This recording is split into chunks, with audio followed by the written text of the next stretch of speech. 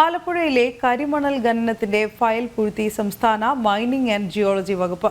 സ്വകാര്യ കമ്പനിയായ CMRLന് ഖനന അനുമതി നൽകിയ ഫയലുകൾ കാണുവാനില്ലെന്നാണ് വിവരാവകാശ രേഖയിൽ ലഭിച്ച മറുപടി. മുഖ്യമന്ത്രിയുടെ മകൾക്ക് മാസപ്പടി നൽകിയ CMRLനെതിരായ കേന്ദ്ര അന്വേഷണം തുടരുന്നതിനിടയിലാണ് മൈനിംഗ് വകുപ്പിന്റെ ഒളിച്ചുകളി.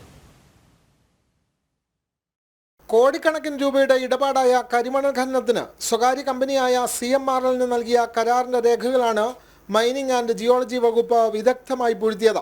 തിരുവനന്തപുരം സ്വദേശിയായ പൊതുപ്രവർത്തകൻ KP ചിത്രഭാനു വിവരാവകാശ പ്രകാരം ഉന്നയിച്ച ചോദ്യങ്ങളിലാണ് ഫയൽ കാണാനില്ല എന്നുള്ള മറുപടി.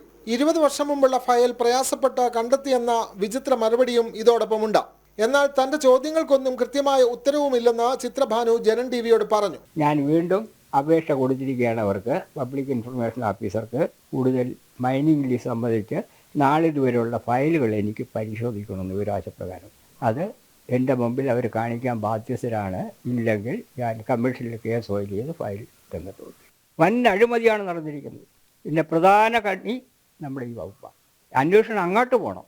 CMRLന് കരിമണൽ ഖനനം നടത്താൻ അനുമതി നൽകിയ വർഷം, തീയതി, ഖനനത്തിന് നൽകിയ ഭൂമിയുടെ അളവ്, സർക്കാർ സ്വകാര്യ ഭൂമിയാണോ എന്നുള്ള വിവരം, കരാറിന്റെ വിശദാംശം, ഇതിനായി CMRLന് നൽകിയ പണത്തിന്റെ കണക്ക്, ഖനനം പൂർത്തിയാക്കിയതിന്റെ രേഖകൾ എന്നിവയെല്ലാം ആവശ്യപ്പെട്ടുവെങ്കിലും ഒന്നിനും മറുപടി ലഭിച്ചില്ല.